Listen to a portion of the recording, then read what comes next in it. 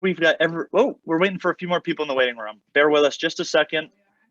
We're letting some people in now. That's okay. It sounds like you already got talking, but let's start with some wins. What made this week good? The smaller the win, the better. I mean, big wins we like too, but what's a small win you had this week? What made this week a good week for you? Go ahead and come off mute. Or what made it a good week for somebody else that you know in the organization? You can give a shout out as well. What made this week a good week, big or small? Joe, I have one. Yeah, Brianne. Our team was really hyper focused on income producing activities this week, and it feels really good. I'm still amped up on a Friday, which usually I'm drained and ready for the weekend, but I still have really good energy. So it was a great week. Interesting. I'm curious to dig into that. What is it about focusing on the income producing activities that is leading to you having more energy? Because we're we're talking with more of our clients and inviting them to Pi Day, and we have all these exciting things coming up, and we're getting a lot of really good feedback from old clients and reconnecting with them, and that aspect to me feels good. I love that. Everybody's excited. It's not even just me. Everybody's really hyper focused. So we're doing it together, and that part feels good. I love it. I heard teamwork. I heard momentum. Those are all great things. And I asked that question because it's a good reminder, like when you know you're doing the right things, you feel better about doing the right things, which causes you to want to do more of the right things. Now, starting that process can be tricky, right? Getting a boat to start moving, getting a car or a bus or a train to start moving takes a ton of energy. But once it's going, you've got the momentum. Right. And the same is true for our businesses. So I love that takeaway. You've got the momentum. And now here it is Friday. And Brianne's like, I might work late tonight. I might work tomorrow. I might prospect at dinner tonight. I'm in the zone. And imagine if you were in that zone all the time, not because you were forcing yourself to be, but because your momentum was putting you there. That's a fun idea. I love it. I love it. Who else has a win? Who else has a win? I know we have a lot of wins this week.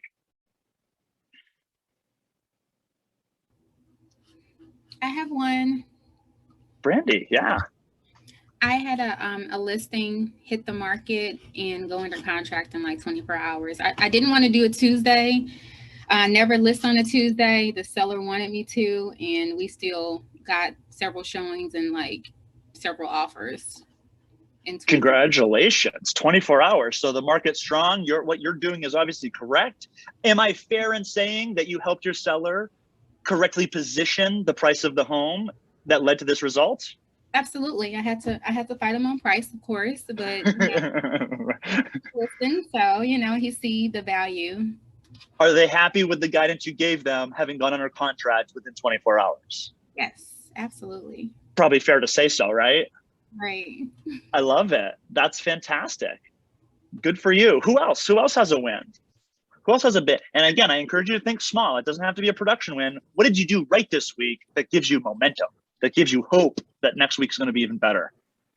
I got one. Oh, go ahead. Ladies first. All right, then.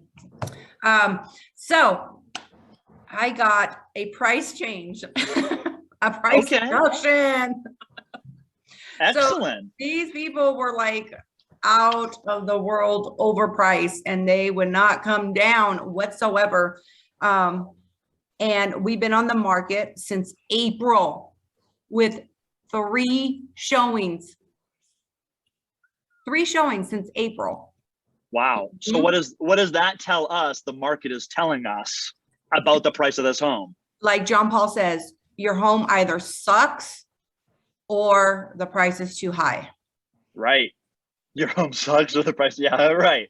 Right. Yeah. Because if it was a good deal, somebody would buy it. Yeah. So yeah, exactly. I love it. Yeah, go ahead, Desi. Did you have something else? Yeah, I do. And then, sorry, I'm just excited about it because they were really hard. And so after I replayed the video that you sent from Christie's 135, so I would listen, stop, rewind, listen, you know what I mean? Just kind of just hear it and hear it and hear it. And that's what gave me the motivation to be like, okay, that I need to implement that into my 135. I need to get these people to lower their price so that way I can get them into contract before my goal, which is November 15th. And they did. Oh my gosh. They did. I mean, it did take a while. I did have to like have those hard conversations, which I'm kind of uncomfortable. John Paul can do it like really good, but not me. And they lowered it like almost $25,000. I'm like, yes, of course. That's a huge win. Yeah. That's a huge win. And I love that you mentioned that you went back and watched the video that we sent out where Christy was describing in detail how and why she wrote her business plan, her GPS. And we sent that to all of you guys. So I love to hear that you're tapping into it and that you're learning from the other people around you and that it's helping your business. That's the whole point of this call. So Yeah. good for you. Bravo. Bravo. Don, I think you're up next, sir. Yeah, I had this morning.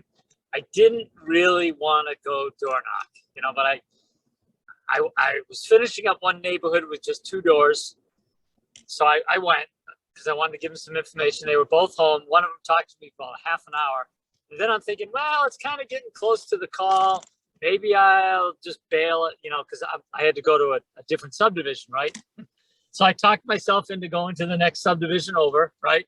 Which I was totally prepared for, and ended up having 7 out of 11 people home and all great conversations, and ended up knocking doors for like an hour and 15 minutes. That's why I'm in my car on the way. So the point was, I didn't want to do it, but I'm glad I did because I actually got an appointment to talk to somebody about the value of their house. I love it. Way to keep pushing, Don. Way to keep pushing. Everybody can do the right thing when it's easy. The question is, can you do the right thing when it becomes challenging?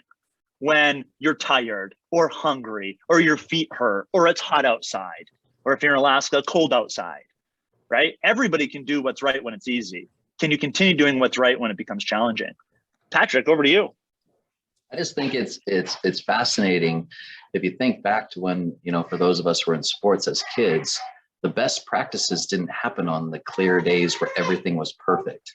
The best practices happened when it was raining, it was snowing, it was blowing, it was everything that could have been an excuse not to go on the field. But when you went on the field, that's where the character got developed. So Don, good on you, my friend. That's awesome. I love that. I love that. That's a great analogy. Deanne, I think you have something as well to share. I do.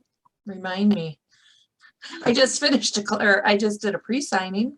Did you have a win? I thought I saw your hand go up earlier. Did you have a win or something that went well this week? No, I was just waving. Oh, Sorry. Well, now that I have you on the camera, on the mic, what's something that you could reflect on over the last 5 days and say, you know what, this was a win. I'm happy I did it. And even though, maybe not a huge win, but what went well this week? Closing this week. Working on doing the pre-signing. That was great. And I have 3 closings. Monday is the final signing with the buyers. I have 3 closings that are looking really good for November. So working on those. And then very good. Yes. Congratulations. Awesome. Thanks. Keep it up. All right. Any more? I think I got everybody that said they wanted to share. If there's nothing else, let's dive into today's conversation. And I'm going to start with the screen share as we do. Here we go. We're off to the races. Okay, today's date, belief system. Big opportunities seldom come, small ones surround us every day. I know you've all heard this, and I'm repeating it again today because it's a good reminder to slow down enough to see the opportunities that are around you, not just with clients, potential leads, family members, friends, acquaintances, strangers on the sidewalk. Small opportunities to do good and to be good surround us every day. So keep that in mind as you go throughout your life, really, right? And speaking of doing good and doing great things, we wanted to give a special shout out to Brandy. You all just heard her share her win. She's been absolutely crushing it. Top 10 in her market center. Over $750,000 in volume closed last month. And we're just so proud of you. We're so happy for you. Round of applause, everybody, for Brandy Washington. Yeah. Yay, Brandy! Representing it proudly. I love it. Good for you. Moving right along, we want to do a special announcement. We are super excited to have updated the KCN intranet. Now, if you were on the Wednesday call, you heard me say this, but I want to make sure everybody in the organization knows. So let me pop over to my interactive screen here for just a moment. You'll see this is the same URL that it used to be, kcnteam.com. And I want you to think about how you're utilizing this for yourself and how you're encouraging other agents around you that are part of the KCN team to utilize it. When you come to the homepage, you'll see the very first thing are all of your support requests, all of your under contract information, Facebook ad requests, general support requests are all now done right through these tabs on the homepage. We also have quick links for the most important things, 66 days, Brivity, the KW intranet, and KCN rewards. You're saying, Joe, this is a pretty good start, but there's more. We have an interactive referral map on the first page. You can zoom in on any location and find an agent in that area. You can also click this little, whoops, that was a little bit too far out. We'll keep Alaska in the shot. You can also click on this button right here, and it gives you a drop down of every location we're in, the agent's name and contact information. Who thinks this is pretty cool? Shake your head and say, oh yeah. That's pretty cool. That's pretty cool. We have a map for referrals. These are for inbound and outbound referrals. And so, yeah, use this. The next thing is we have our team calendar, interactive live calendar. You can look at it by week, by month. There's a variety of different training happening every day. And we also have just below that, all of the recurring calls that happen every day and week as part of KCN.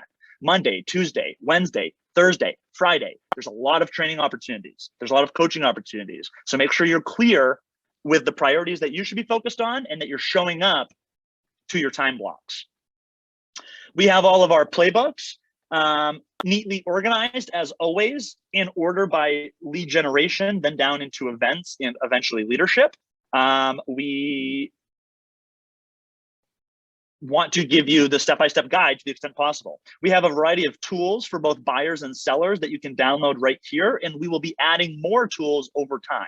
So if every time you get in here, you're seeing new documents, that's because your leadership team is actively working to give you the best information possible. A couple of examples, pre-listing interview questionnaire. Who here would love to have a conversation with a seller lead and not have to think about every question that you should ask and just read it off a piece of paper and simultaneously write down their answer? Right? So if you don't have a stack of lead sheets for buyers and sellers next to your phone when you're lead generating, print these out and keep them with you because this makes your job so much easier. If you're setting your goals and you want to know based on KCN commission splits, 50-50 deal on all business excluding SOI and 80-20 deals on SOI specifically, then you can pop into the financial calculator here and set your goals. I think I'm going to close one deal from SOI and one deal from KCN each month this year. How much money am I going to make? And you can start playing around with it. So for setting goals. The next thing we have down here is a tab for Brivity. We have a training resource, which is going to redirect you to Brivity University, where you can watch all the live training videos you need to watch around how to use the CRM, your best friend called Brivity. We also have, and now I'm getting excited because this stuff is good. I hope you guys come look at the intranet on your own time.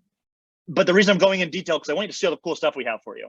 We have a status sheet right here, which tells you all the different definitions for lead statuses in Brivity that you should be using, and they correspond with the SMART plan. We then also have built it out so that you can see, based on source and based on status, what is the new auto plan that I should put them on? And what is the additional touch program that I should consider for this contact? We are making this as easy as possible for you guys to say, I have a Facebook lead, they're in new and unqualified status. So all I need to do is put them on 2021 new or unqualified buyer lead status, and I'm off to the races. Then the auto plan will automatically text message and email that person as needed. And most importantly, tell you when it's time to call them with a script to use when you call. As soon as you make contact with that lead, you change their lead status from new to either watch, nurture, hot, etc. And then at that point, you would change their auto plan in accordance with this graph. Pretty good stuff, am I right? Yeah. We then have a breakdown of every single auto plan that has been updated in the last year for your use. So if you want to know what are the frequency of communication, what are the emails that are being said or sent, it has a full breakdown of every step of every auto plan for both buyers, for both sellers, and for other SOI, reconnecting, etc. Now, if you want more information, you can click on these and get the full breakdown. This is obviously a short example. Let me give you a longer example. Just click that arrow, it opens up. Now I can download this if I need to, and then I can go through and see each password subject line. What do I do? What is the email gonna say? Right? Call the schedule. It tells you what to do each step of the way is my point here. So this is all on the intranet as of now. That's what I wanted to show you as far as the intranet goes. So when you have a chance, go ahead and hop on to kcnteam.com, explore the intranet and maximize it in the support team to the extent that you need to for your business. All right. Yes, thank you, Michelle, in the chat box. As a reminder, if you go to kcnteam.com and get denied, it's because you must be logged into your KCN Google account, your KCN email address, in order for your internet browser to be provided access to the website. So that's as simple as just changing where you're logged in on Google if you need to get access. Okay, let's move into, boom. Today we're talking about a book that I've read and that I would hope that you read at some point. In fact, it's right here. It's called Exactly What to Say, and it's written specifically for real estate agents. I know you can't read this, but it's written right on here for real estate agents. So I want to talk to you real quick about a couple of scripts. Now I'm going to go through this kind of fast because we want to dive into some detailed information around Pi Day, but I'm going to give you some scripts. I'm going to explain to you why they might be scripts for you to use. And I want you to write them down and just start using them in daily conversation. Because here's what we know. Questions start conversations, true or false. If you ever want to start a conversation with somebody, all you have to do is ask them a question. That's it. It's that simple. Conversations then lead to relationships, and relationships create opportunities that lead to decisions to buy and sell real estate. The worst time to think about what you're going to say or ask is in the moment that you're saying it. So the idea here is that you'll decide what questions you want to ask and what things you want to say. You'll memorize them to some extent so that in a conversation, you allow it to flow out naturally. You allow it to be organic. We're not trying to sound like robots, but we're also not trying to think about, geez, what question should I ask next? Because if you're thinking about that in your head, what are you not doing? You're not listening. You're not really listening. You might be hearing what they're saying, but are you reading between the lines of what they're saying? Right? So practicing some basic scripts allow you to be more present in the conversation and know what to say next. So I'm going to dive into some specific ideas of things you may want to say. So from the book, Exactly What to Say, the first one is, I'm not sure if this is for you, but. Now, the scripts I'm giving you today are not complete scripts. They're actually all partial scripts, which is why I love this topic so much. Every script I'm gonna give you today is to be used as part of a bigger script. It's to be incorporated in what you're already saying when the time makes sense. So go ahead and write that down in your notebook. In quotes, I'm not sure if this is for you, but. And you'll start to find places to interject this as we talk about it. Can you guys still hear me okay? Perfect. So the reason why we like this question or this statement is because the listener hears there's no pressure, right? You're basically preemptively saying, I don't expect you to say yes to this because I don't even know if it's for you, which naturally increases their intrigue as they wonder about what this opportunity might be. They're thinking to themselves, geez, I really might want to think about looking at this, right? So it's creating some curiosity when you start with a question like that. It also tells them that some decision needs to be made. This is for me, or this is not for me, or I'm going to look into whether it's for me. So you're telling them that there is a decision to be made, but that there's no pressure in whatever your answer might be. And what we know about the word but is that it negates everything before it. I know this may not be for you, but I'm not sure if this is for you, but. And what you're insinuating is that I think this is for you. So here's some examples of how you could use that. I'm not sure if this is for you, but when the time is right, I'd be happy to get you the best price for your home. I'm not sure if this is for you, but I have a relationship with some great mortgage lenders if you're thinking about refinancing. I'm not sure if this is for you, but I just read an interesting article about some changes that are coming in your neighborhood, and I'd be happy to forward those over to you. Do you see how we're telling them that there's a decision to be made, but I'm sort of indifferent as to which way it goes? And what they're hearing is, I want this to be for me. So that's the first one. I'm not sure if this is for you, but it creates curiosity. The second one we're going to talk about today is open-minded. Open-minded. Go ahead and write that down. Most people like to think of themselves as open-minded. Raise your hand right now if you like to think of yourself as an open-minded person. You're open to ideas and possibilities and solutions. Right. Almost everybody on the call. So you can use this when you're talking to people to see if they're open-minded to possibilities, right? Creates incentive for them to want to agree with you, because people want to be open-minded. They want to naturally agree with whatever you're about to say. This helps create an obligation to at least explore the possibility of the idea before rejecting it entirely, right? So, and you can even stack these, so not to be confusing, but I'm not sure if this is for you, but would you be open-minded to? Would you be open-minded to the possibility of? And what you're saying there is, before you reject my statement or question immediately, think about it. Be open-minded enough to consider the possibility. So here's some ideas on how to use that. How open-minded are you to working with a real estate expert to get your home sold? Who would that be a great script for? Fizbo. How open-minded are you to considering other neighborhoods? That'd be a great script if you're working with a buyer that's not finding the inventory they want. How open-minded are you to listing your property while the market is still strong?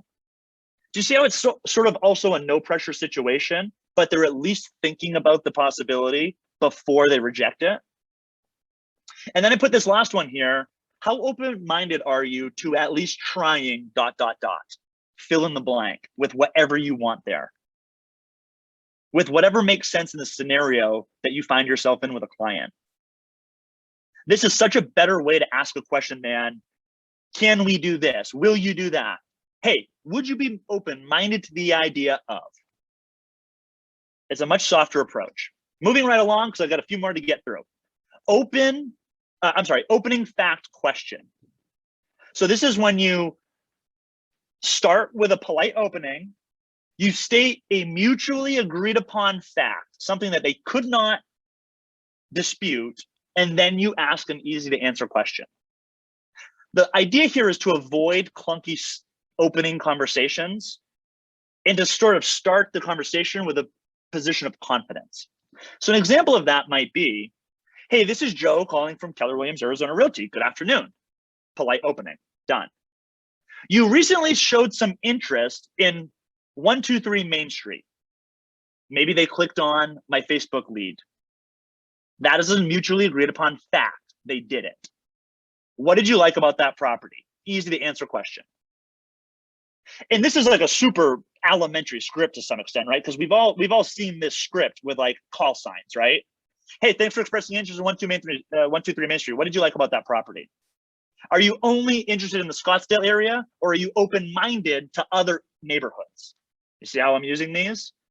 I'm not sure if this is for you, but I just found out about a listing over in North Phoenix. Would you be open-minded to a showing tomorrow? You see how I'm now using multiple of these at the same time?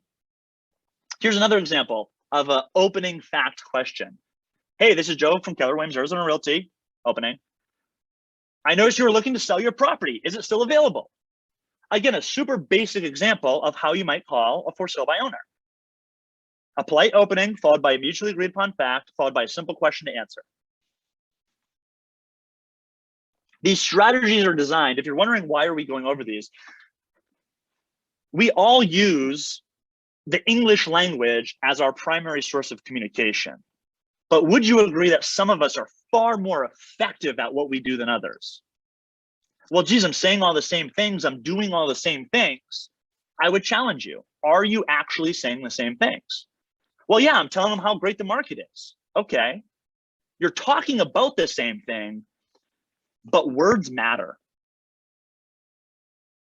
And the smallest changes in our language patterns create the biggest results. Because what we need to recognize is that sometimes there are hidden messages or patterns or assumptions in our language. And those patterns and assumptions lead to certain thoughts or certain answers or other certain assumptions. And so my point here is that sometimes one word or the order of the words totally changes the meaning of the conversation. So that's why we're kind of getting deep into some of these specific examples, because I want you to fine tune your language patterns. I want you to fine tune the words you're using.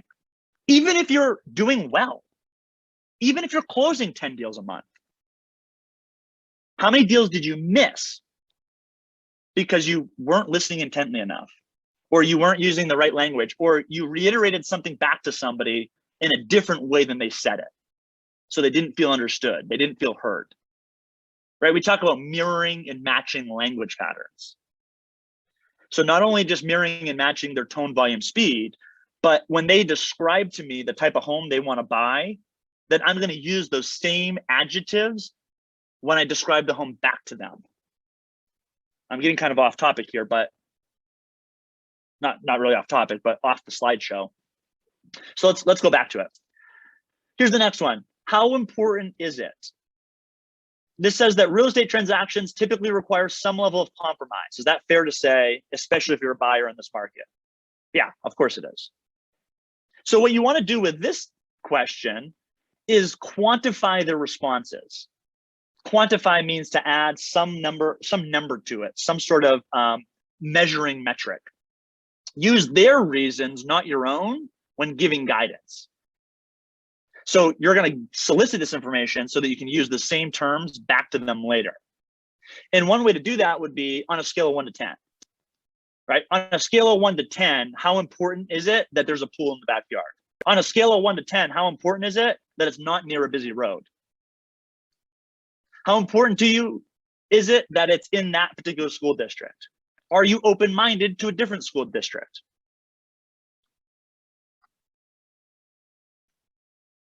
How important is it to you to have that extra bedroom? How important is it to achieve that price? How important is it to you to follow that timeline? What you're telling them to do is, I understand everything's important. I need to know how important this is compared to other things. I need to distinguish between wants and needs. Okay, you'd like to have 3 bathrooms. Could you settle for 2.5? If one of the bathrooms didn't have a shower, would that suffice? You can see how the details matter, because if I just look for 3 bathrooms in the MLS, am I going to get different results than 2.5 bathrooms? I always use that example because I always ask that question to every client I work with. When they tell me how many bathrooms they want, no matter what the number is, unless it's 1, I ask them if they could go lower by 1/2. Okay, you need 2 bathrooms. Could you settle for 1.5? If the downstairs only had 1 bathroom, is that a deal breaker for you? On a scale of 1 to 10, how important is it to you to have 2 full bathrooms? 10, got it. 6, okay, so you could settle for a 1/2 bath? Yes, got it. New inventory just opened up to you. So as they're telling you wants and needs, ask them how important is it, or on a scale of 1 to 10, to quantify wants versus needs. Because again, especially in this market, buyers may need to compromise. And look, sellers may need to compromise too. And so understanding what are the things that they're more or less willing to compromise are going to help you make good suggestions. I think this is the last one. I know we're going through a lot, and I know we're going through it quickly, but I wanted to get these over to you. How would you feel if This is what it says. Some people will move some of the time to become more comfortable, but more people will move more of the time to avoid or escape discomfort. This is the idea of human beings by nature are faster to act to move away from negativity than they are to move toward positivity. But you can use this script in both scenarios. Before I move on, let me remind you, logic versus emotion. If you make a logical argument to somebody, they're going to think about it and they're going to say, yeah, you're right. But it's not going to change their mind. If you make an emotional argument or ask them an emotional based question, that's going to trigger an action. So we want to ask them how they feel about things. How would you feel if somebody else beat you on this offer? Is that a fair question to ask a buyer who's trying to lowball an offer in this market? And you're not trying, and here's what a logical question would be. You might ask them about, is that their highest and best? Or do they have more cash that they could use? Or can they hold off on doing renovations and save some money to give a higher purchase? Those are all logical conversations. How would you feel if you lose this property? And if you can slow down enough to get them to actually think about the way it's going to make them feel, they're going to take a different action. You've got to drive them to an emotion-based conversation and get them out of their own head. How would you feel if the home doesn't sell at that price? Desi talked about a price reduction earlier. Hey, Mr. Seller, how would you feel if the home doesn't sell at this price and you're not able to move by Johnny's start of his freshman year of high school? You're bringing it from a logical money-based conversation to an emotional motivations-based conversation, whatever their motivation may be. How would you feel if this property still hasn't sold 6 months from now? How would you feel if we could make that happen for you? Right? So that's a positive way of doing it. Hey, Mr. Seller, what's the most important thing that you're looking at when choosing your real estate agent to list your home with? Well, I'm looking for somebody that communicates with me on a regular basis. How would you feel if we could communicate with you on that regular basis that you're asking for? So kind of a quick example, but you get the idea. Okay, this is the last one, I think. Maybe not. Just imagine all the people, right? Michelle has to hear me sing all day, so I'm just giving you guys a small taste. We were missing it, Joe. We were missing it. We needed it. Thank you for bringing that today. You are very welcome. I appreciate it. Thank you. Just imagine helps people see themselves in the scenario that you'd like them to either move toward or stay away from. So this goes right back to the emotional based conversation we just had.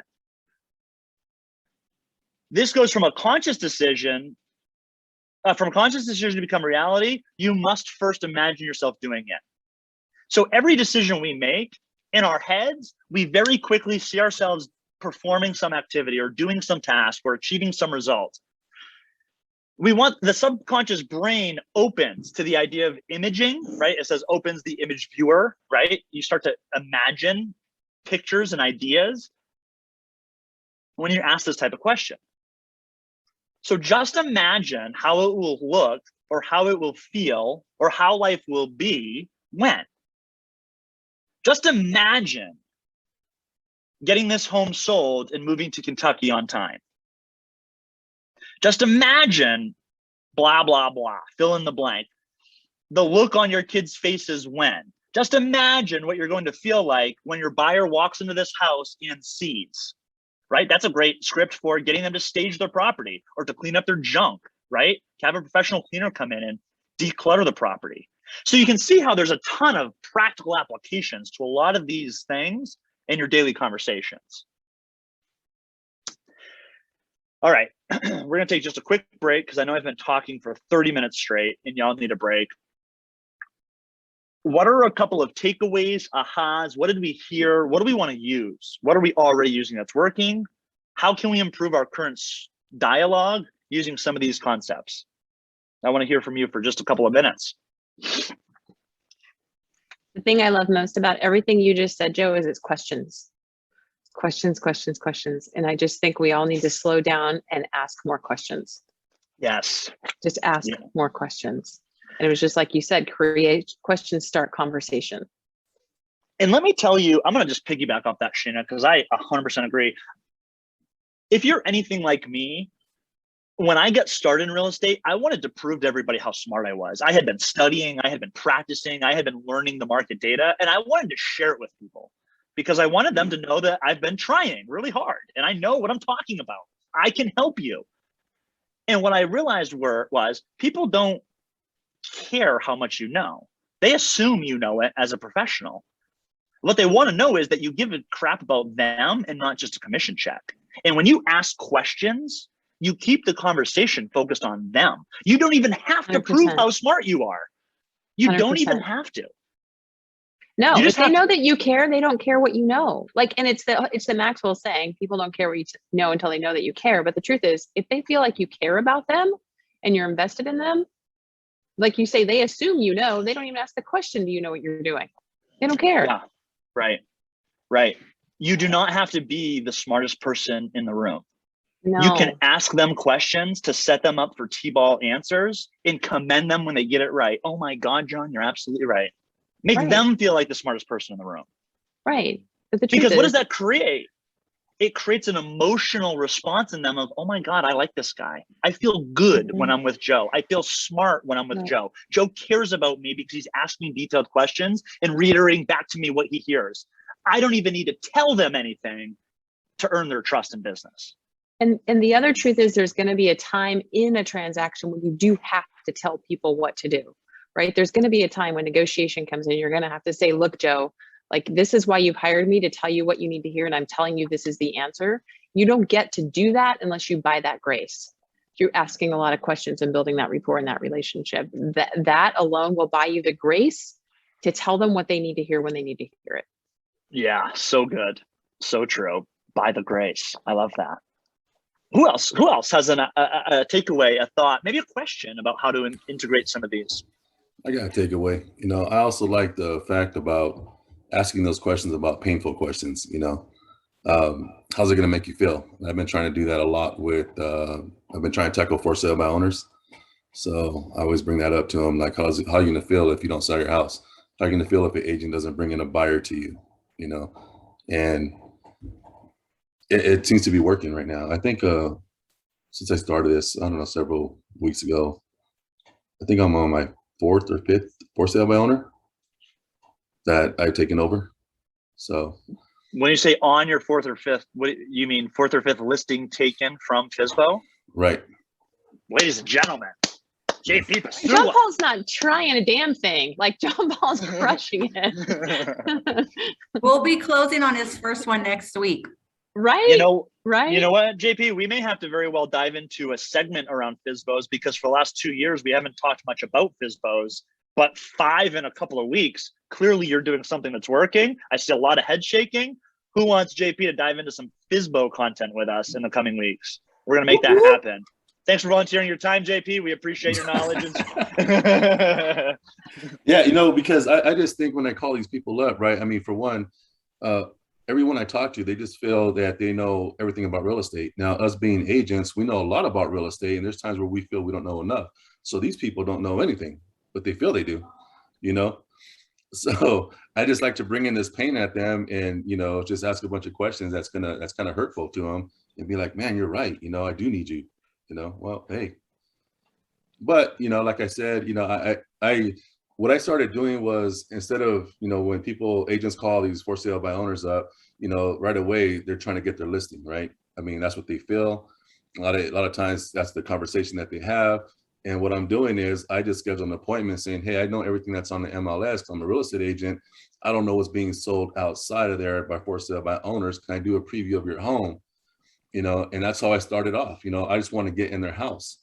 And in the beginning, I was taking just the disclosure forms as being intentional of giving them something that they can use, until my coach says, nope, you're taking a full contract. I don't bring out the full contract when I get there until I start asking all these questions that's kind of hurtful and painful to them, and that's when I have the contract with me and say, hey, you know what, we can do this together and I can help you out, blah, blah, blah. And, you know, I end up just getting assigned. And So I'll just Joe, yeah, go ahead, Patrick. I want to circle around something here because JP, you just jumped over it, and your intentionality behind this and your confidence within there, but you're leading with value is spot on.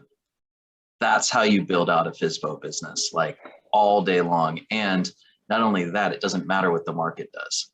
Like those types of that intentionality, and then you showing them, hey, I just brought this as value. Right. And oh, by the way, you're ready to sign. And I tell them all the time, you know, saying, hey, whether you decide to list with me or you do it by yourself or you do it with another brokerage, you're going to need these docs. You know, this is to protect you, you know, and pretty much that's my job, is to protect you. I love that. Thank you for sharing, JP. That's awesome. And like I said, we definitely will make it a priority to get more time for us to dive into this content, because it's obviously super valuable for everybody. Let's do this. I've got just a little bit more I want to share with you guys today, because we are exactly 3 weeks from Thanksgiving. Maybe I say exactly 3 weeks. I don't know if we're something about 3 weeks from Thanksgiving. And I want to make sure that we all know exactly what we're doing. And there's a lot of information on this page. Let's just walk through it line by line with me. Right now, the first thing you need to do, if you haven't already, is to simply opt into Pi Day by sending support an email address, letting them know that you'll be participating. I'm going to show you why this is important in just a second. Just know that it's the first step. You have to tell the support team you're participating. Hello, support. I'm participating in Pi Day. Thank you. That's it. Okay. The next thing you should be doing, and you already are doing and continue to do over the next 3 weeks, is call your clients. Call your clients and use the script that's in the playbook, and when I have it on a slide here, around giving them a pie. What's going to happen is, now that you've told support that you're opted in, they're going to send you an email every week. So now I'm on step 3 here, weekly. They're going to send you an email every week showing you all of the registered clients that you have.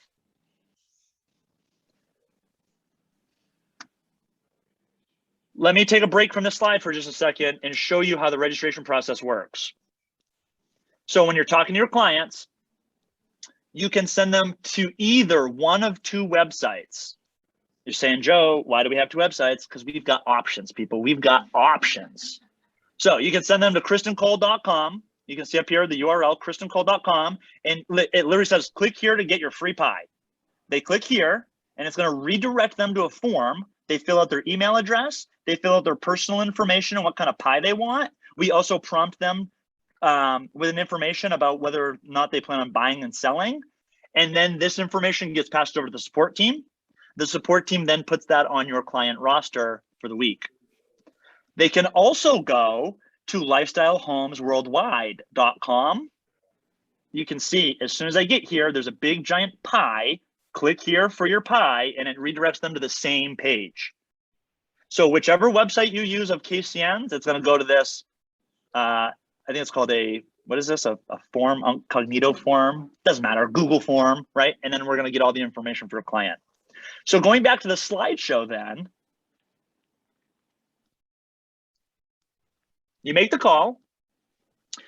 You can personally fill out the questionnaire if you want, like when you're on the phone with them, you can just like fill it out as you go, or you can just send the client the link and say, hey, fill this out, right? Having the client do it themselves is one less thing that you have to do. However, doing it yourself ensures that you know they got signed up. So there's not a right or wrong way to do it. Matter of fact, does anybody that's been doing Pi Day successfully want to share? Do you guys normally fill it out yourselves or ask your client to do it themselves? Does anybody want to share a best practice around that? Either way works. I'm just wondering what we prefer. I personally think the clients need to take the time to fill it out, because when we're giving away, at our location 400 or 500 pies, the reason I don't start filling it out, unless my client is elderly, doesn't have access to internet, or they've specifically said, hey, Michelle, I didn't get the link this year. We really want apple pie. Can you get me signed up? Those are the only exceptions that we make, because if you take the time to sign up for somebody, that person most likely will forget or not be the person that shows up. And then we have 30 extra pies. So I think it's important they take the time.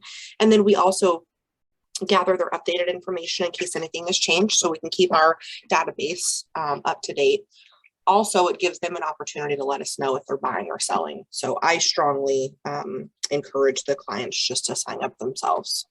Boom, there you go. So you make the phone call, you use the script. Hey, I'm going to send you a link right now. I'm going to text it to you. Go ahead and get signed up right now, and I'll confirm that I got your contact information, etc. Boom.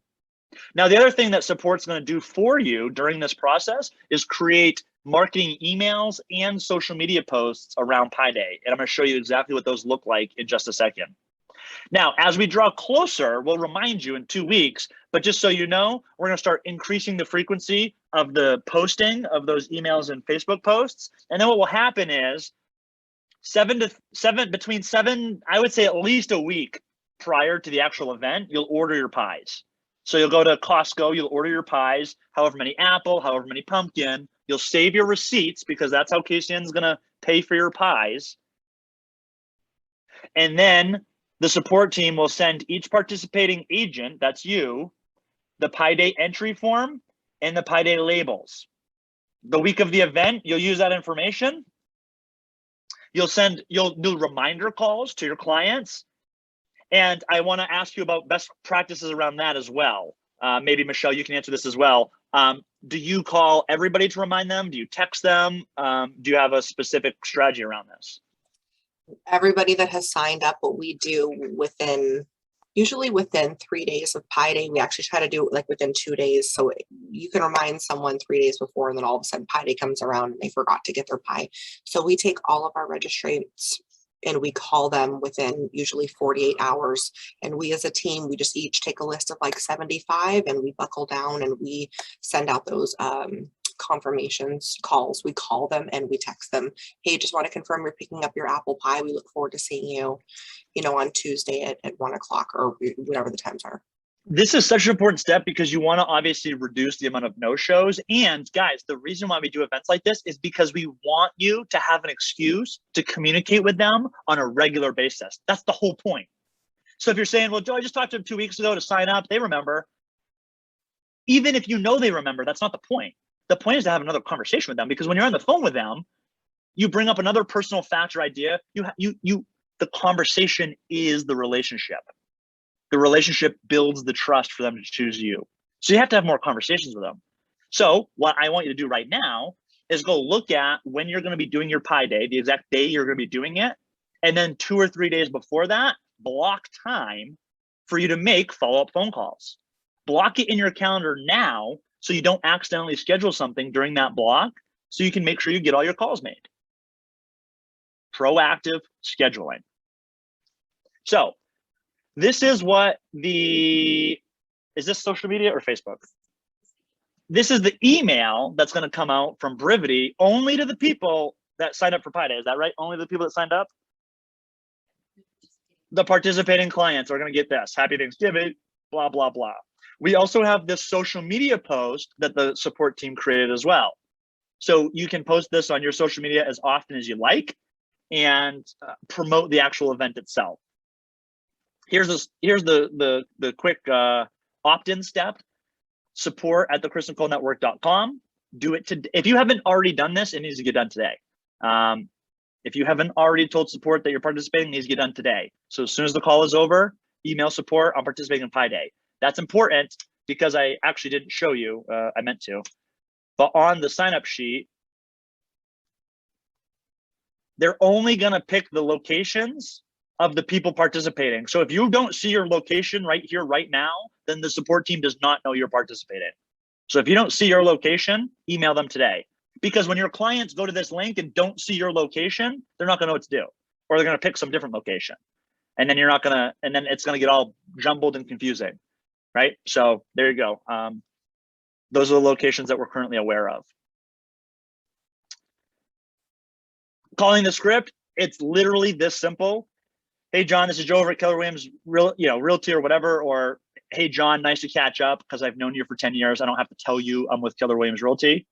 I want to let you know that I have Thanksgiving pie reserved for you. All I need to know is do you prefer apple or pumpkin?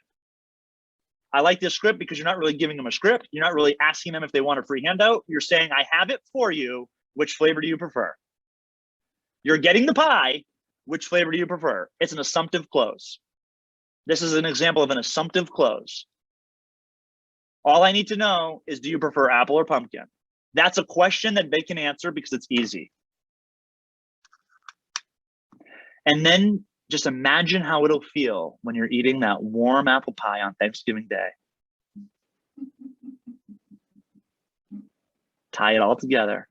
I think with that, Joe, too, is that most people don't want to be disrespectful, so they're going to answer it. Yeah, yeah, absolutely. No, I completely agree. So that's the whole thing. Are there any?